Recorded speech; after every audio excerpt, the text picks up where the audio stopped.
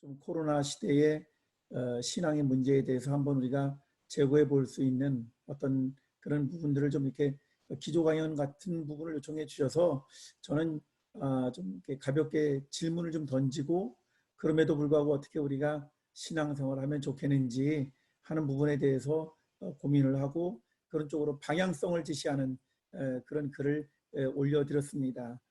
너무 감사하게도 오늘 발표를 해주시는 여러분들이 그와 같은 연장선상에서 좀 더 구체적으로 해주셨기 때문에 제가 발표하는 내용은 일종의 도입과 같은 역할을 할 수 있지 않을까 그런 생각을 가지고 저도 마음 편하게 이렇게 여러분들에게 제가 쓴 글의 의도를 좀 소개하도록 하겠습니다.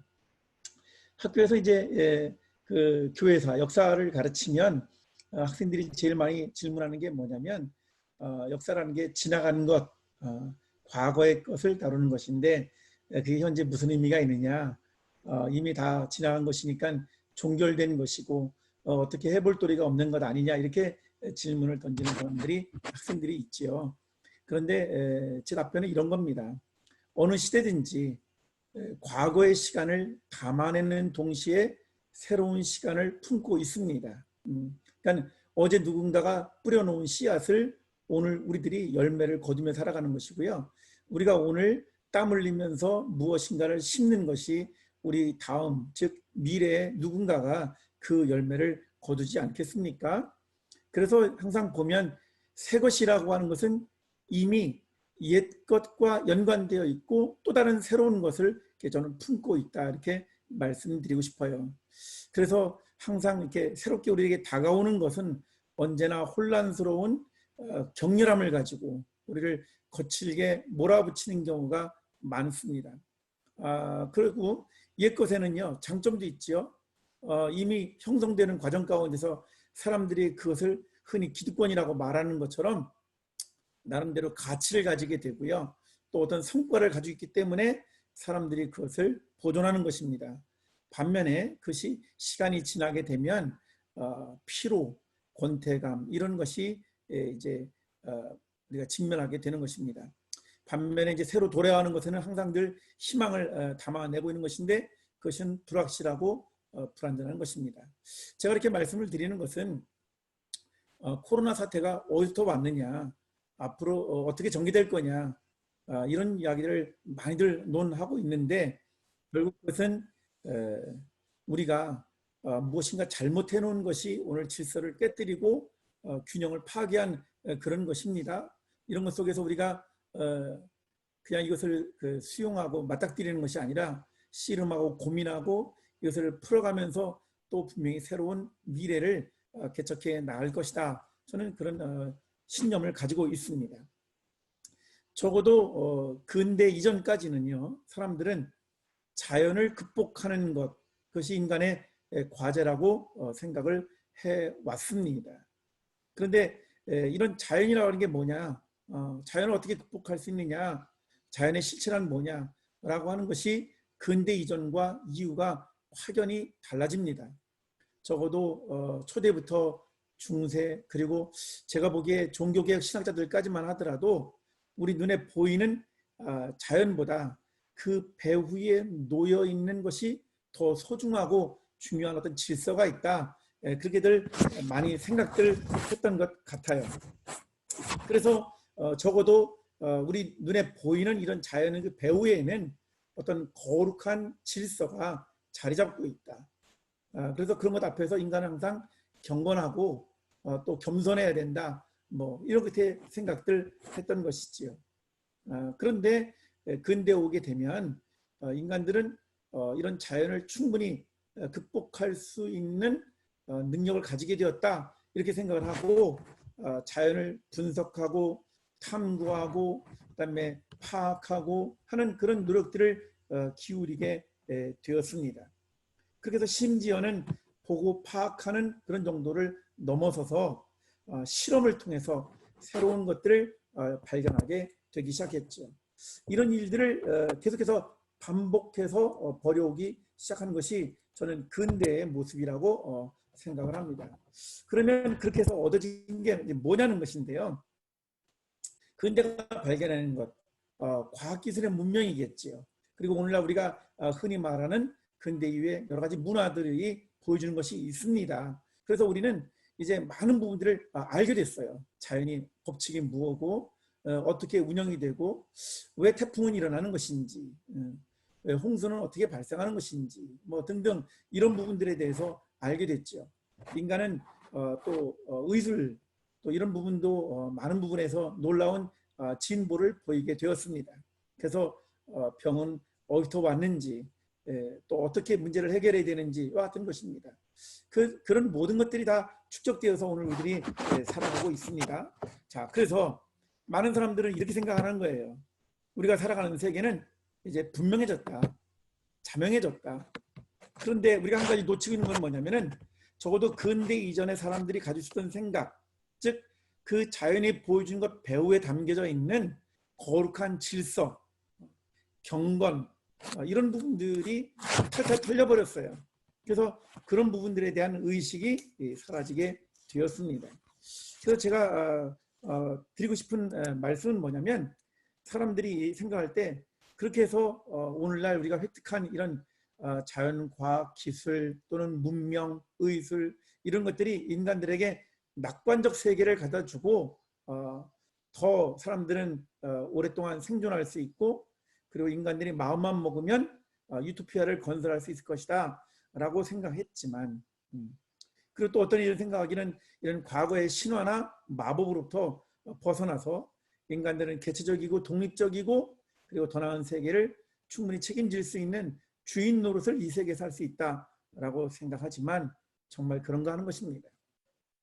저는 코로나 사태를 보고 전 세계가 이 혼란 가운데 빠져있는 우리 팬데믹 현상이라고 그러는데요. 이런 현상도 바로 그런 것이라고 봅니다. 그러면 왜 이런 일이 발생했을까? 우리가 보고 파악했던 자연 법칙에 대해서 우리는 에러를 발견한 것이 아닌가 그렇게 생각을 하게 되는 것입니다. 이런 부분들은 인간이 낙관적으로 생각했던 인간이 충분히 이성적이고 그 이성을 통해서 합리적으로 세계를 운영해 나갈 수 있으리라고 하는 인간 중심적 세계관에 당혹감을 가져오게 되는 것이지요. 여러분 지난 2000년 혹시 기억하고 계십니까? 2000년이 되었을 때 많은 사람들이요 지구 종말 시나리오를 읊어댄 적이 있었습니다. 가장 대표적인 사례가 아마 컴퓨터 시스템이 오작동하게 될 것이다. 그러면 우리는 도무지 생각하지 못했던 그런 그 재앙을 맞이하게 될지 모른다. 그런 두려움이 한동안 지배했었습니다. 그런데요, 정작 2000년이 다가올 때쯤 되니까 많은 사람들 생각 가운데 변화가 오기 시작했습니다. 그 변화는 뭐냐면은 2000년 12월 30일이 올 때 우리 어떻게 지낼까 하는 일종의 축제 분위기로 바뀌었던 것을 저는 기억하고 있습니다. 가만히 생각해 보면 모든 역사라는 게 이렇게 트렌드와 그 트렌드에 반하는 안티 트렌드 이런 것들이 동시적으로 발생을 하는 거죠. 즉 역사를 가만히 살펴보면 어떤 한 사회에서 발생하는 일에는 항상 양면성이 있다 하는 것을 알게 됩니다. 이번 코로나 사태를 두고도 이스라엘의 유명한 역사학자입니다.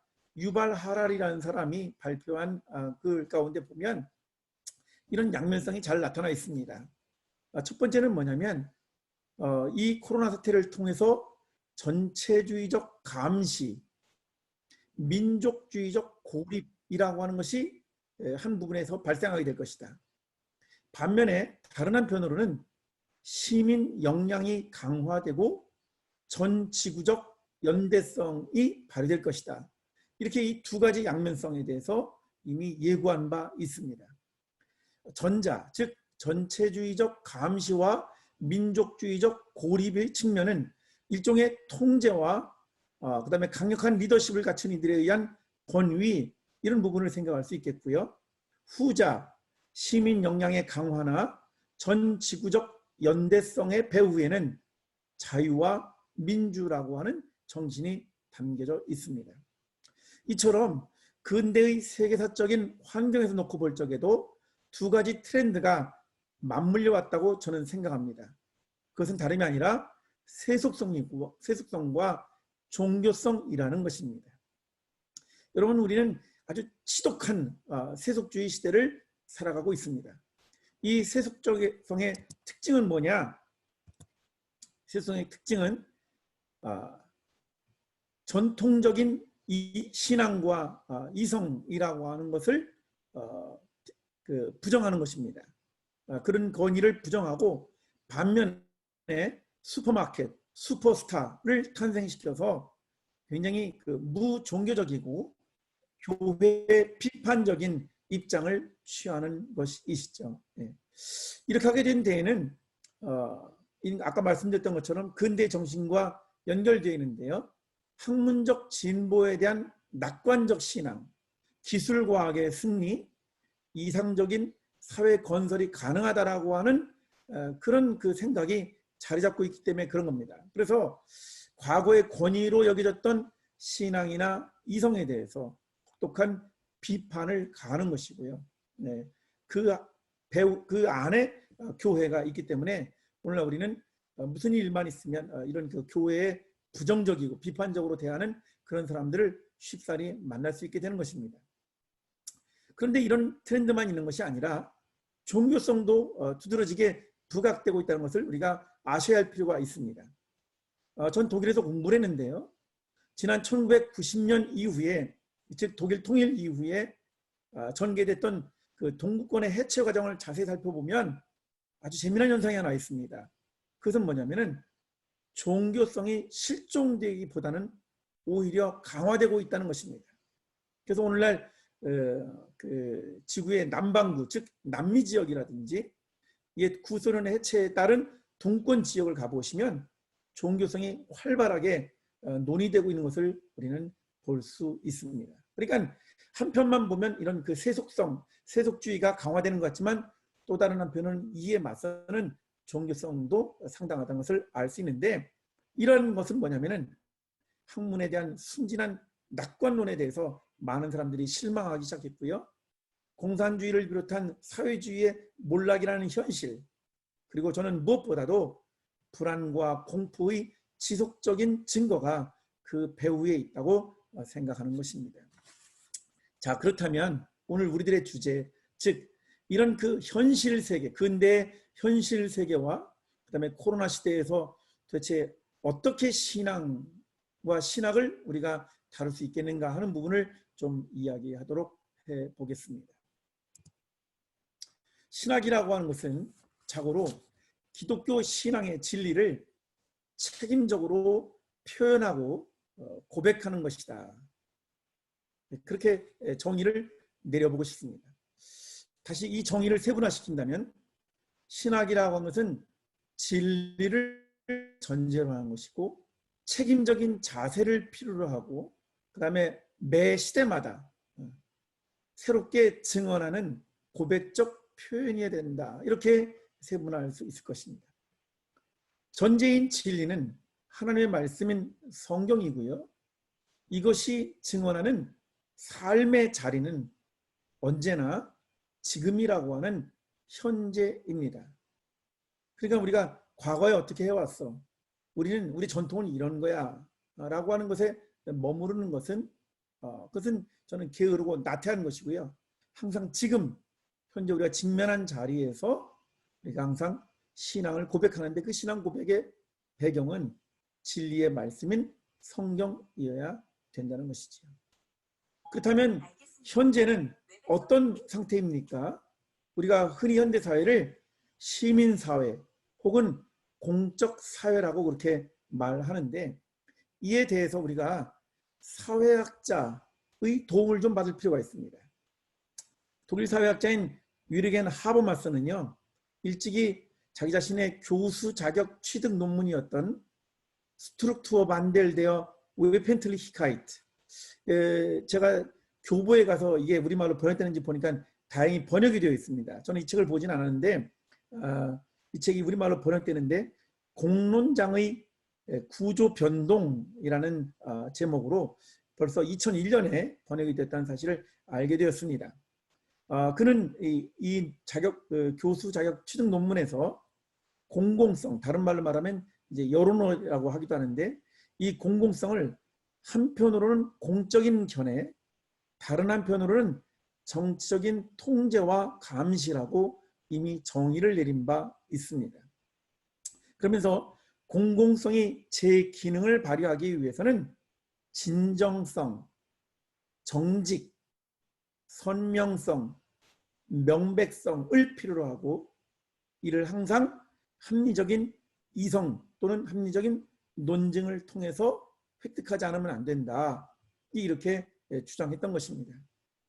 그런데 이런 공공성이 효력을 제대로 발휘하려면 모든 전통, 사회와 정치, 종교 및 그 밖의 무수한 제약들로부터 벗어나서 개개인에게 동일하게 타당성을 지닐 수 있어야 된다는 겁니다. 이게 이제 복잡하고 어려운 거죠.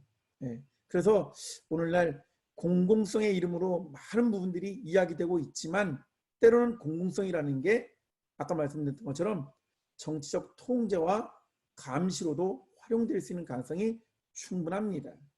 자, 이런 상황 속에서 기독교 신앙도 공공성을 가져야 되는데 이 공적 사회에서 어떻게 제 기능을 발휘할 수 있겠는가 하는 그런 부분, 즉 현대 사회 속에서 기독교 신앙이 지속적으로 기여할 수 있겠는가 하는 부분을 묻지 않을 수가 없는 것이죠.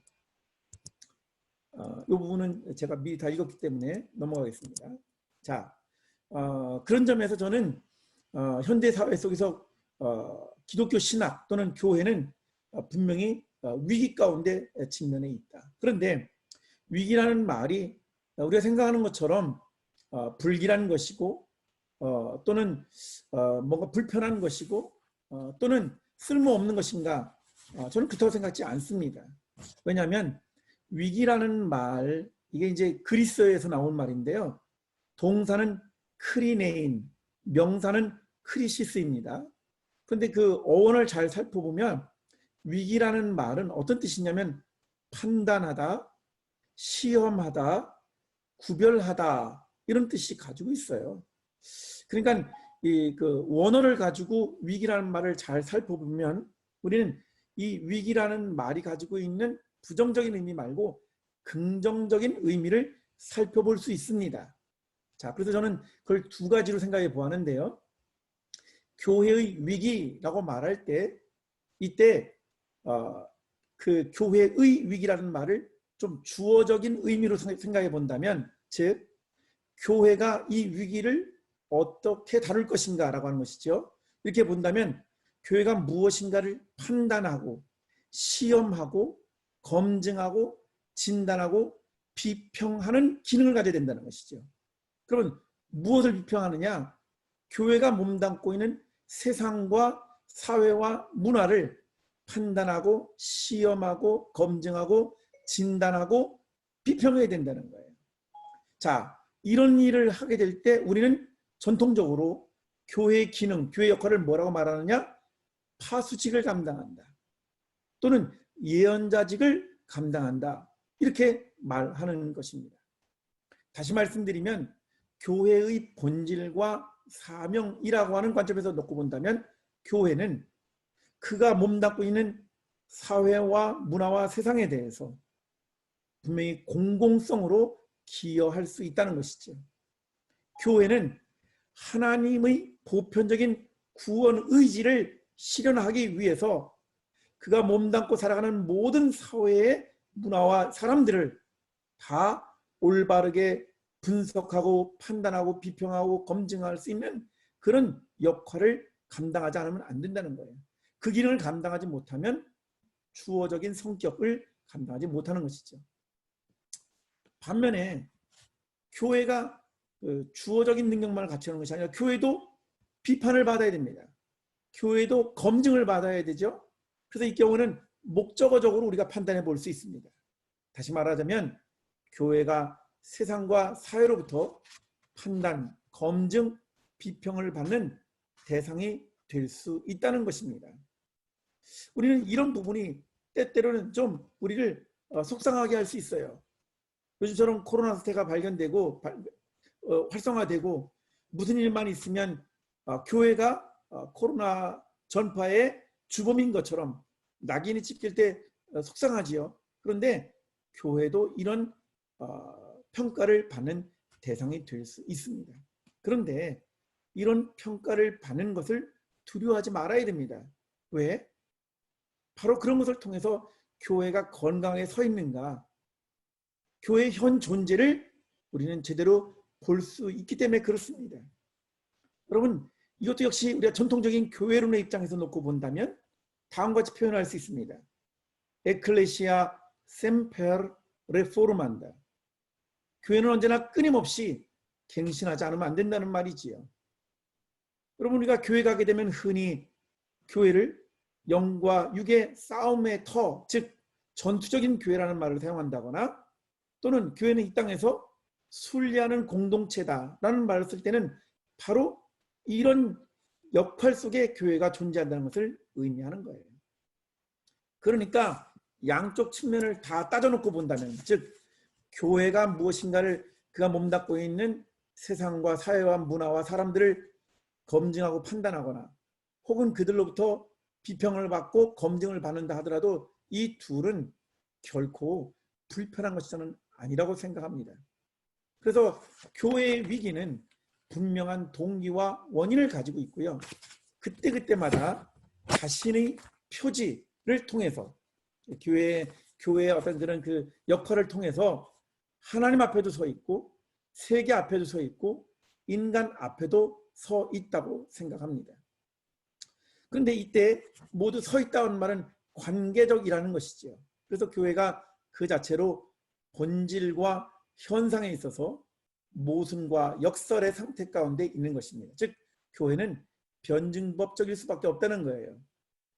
어거스틴은 종말론적 관점에서 교회란 참된 그리스도와 거짓된 그리스도인의 몸이 혼합된 공동체, 코르푸스 페르 믹스툼이라고 밝히면서 바로 그것이 교회의 신비적인 몸, 코르푸스 미스티쿰이라고 말한 바 있고요.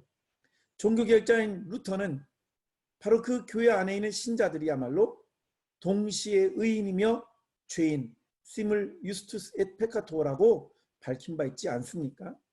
그런 점에서 저는 교회의 위기란 절대로 허용되어서는 안 될 금지된 것, 이 세상에서는 해결할 방도가 없는 손댈 수 없는 것, 심지어 견딜 수 없을 만큼 고통스럽거나 드러내기 어려운 수치스럽고 불쾌한 것이 아니라고 말씀드리고 싶습니다.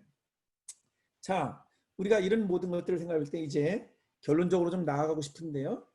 기독교 신앙과 신학은 바로 이런 것을 제대로 잘 감당해낼 수 있겠는가 하는 문제 속에서 저는 여전히 현재도 효력과 타당성을 가질 수 있는가 하는 하나의 가늠자가 된다고 저는 봅니다. 기독교 신앙과 공적 사회의 상관관계는 신학이 지닌 비평적 기능과 신앙의 본질이 어우러져서 발생하는 것입니다. 성경은 이러한 것들을 너무나 잘 보여주는데요. 자, 이제는 성경 구절을 좀 몇 군데를 읽어드리겠습니다. 그도다 비밀의 경건이요 그렇지 않다 하느니 없도다. 그는 육신으로 나타난 받으시고 영으로 의롭다 하심을 받으시고 천사들에게 보이시고 만국에게 전파되시고 세상에서 믿음 받으시고 영광 가운데서 울려지셨느니라. 디모데전서 3장 16절입니다. 이렇게 본다면 비밀은 침묵이 아니라 공적으로 선포되어야만 했고 예배는 공론의 장이 되어야만 했던 것입니다. 내가 만일 내 입으로 예수를 주로 시인하며 또 하나님께서 그를 죽은 자 가운데서 살리신 것을 내 마음에 믿으면 구원을 받으리라. 사람이 마음으로 믿어 의에 이르고 입으로 시인하여 구원에 이르느니라. 그러므로 믿음은 들음에서 나며 들음은 그리스도의 말씀으로 말미암느니라.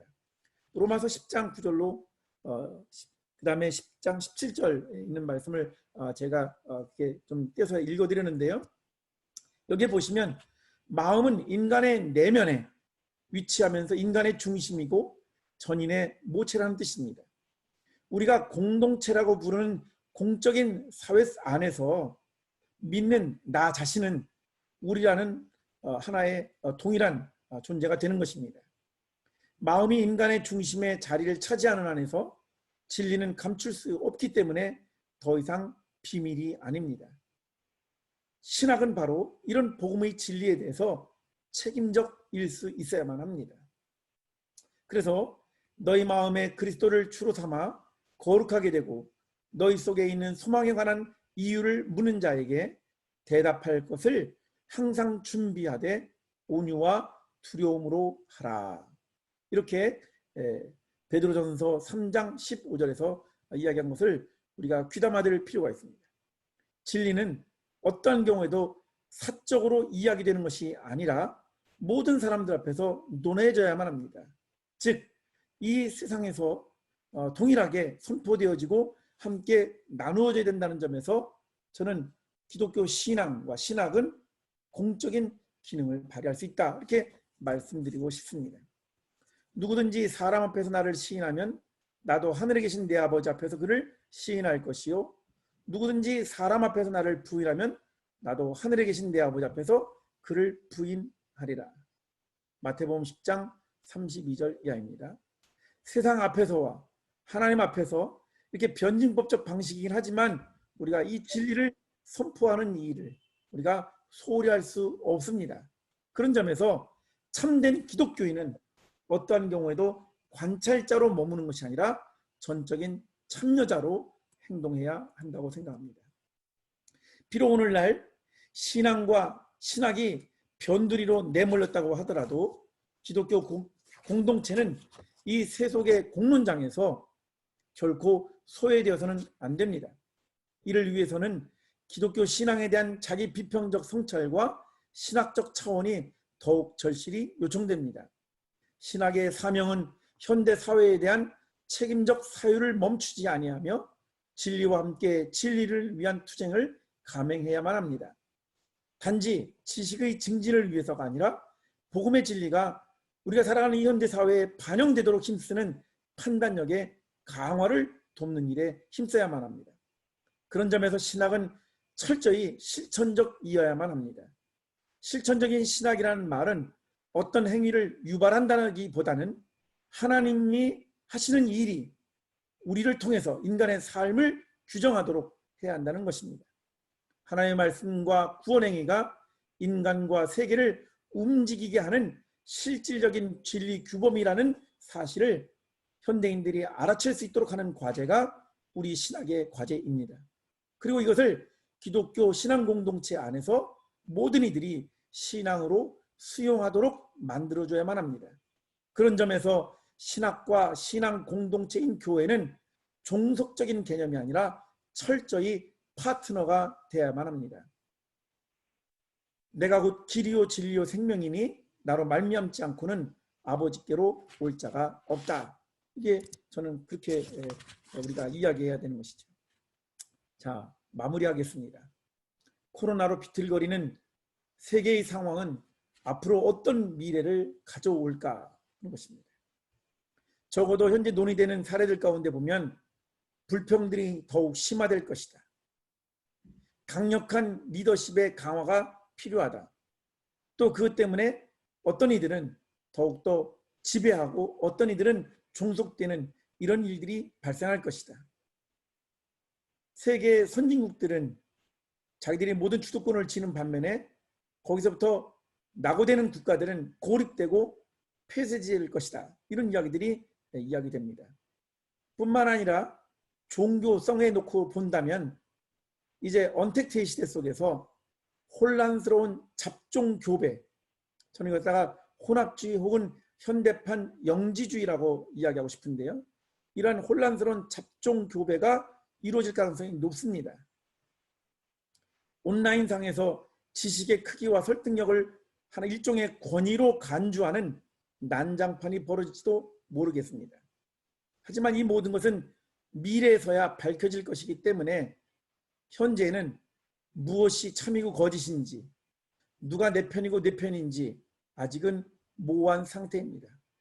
어쨌든 교회와 종교에 대한 비판은 더욱 거세질 전망이라는 것은 우리가 다 눈치채고 있는 바입니다. 그럼에도 불구하고 우리가 흔들리지 말아야 될 것입니다. 역사의 소용돌이 속으로 빠져들어가는 형국이긴 하지만 그런 상황 속에서도 믿음의 사람들은, 기독교 역사는 항상 하나의 말씀 위에 굳게 서 있지 않았습니까? 사도 바울 역시 이런 세계관 속에 직면해 있었습니다. 그는 그레코 로만 사회에서 하나님 말씀 앞에 서서 그 세계와 맞섰던 사람이었습니다. 그래서 그는 이렇게 말했죠. 십자가의 도가 멸망하는 자들에게는 미련한 것이요 구원을 받는 우리에게는 하나님의 능력이라고요. 이런 역사의 되풀이 앞에서 다시 한번 우리는 어떻게 보면 세상 사람들이 볼 때 어처구니 없고 어리석다고 말할지 모르지만 바보의 배에 올라타야만 합니다. 저는 이런 신앙의 용기를 내는 모든 이들에게 위로의 말씀을 전하면서 제가 준비한 것을 마무리 짓고 싶습니다. 그런즉 그들이 믿지 않은 이를 어찌 부르리요? 듣지도 못한 이를 어찌 믿으리요? 전파하는 자가 없이 어찌 들으리요? 보내심을 받지 아니하였으면 어찌 전파하리요? 기록된 바 아름답도다. 좋은 소식을 전하는 자들의 발이여 함과 같으니라. 우리가 이 혼란의 세계 속에서도 하나님의 말씀을 듣고 기쁜 소식을 전하는 일, 그리고 우리가 그렇게 할 수 있는 까닭은 단 하나입니다. 풀은 마르고 시들지만 하나님의 말씀은 영영이 서리라고 하는 확신이 있기 때문에 그렇습니다. 경청해 주셔서 고맙습니다.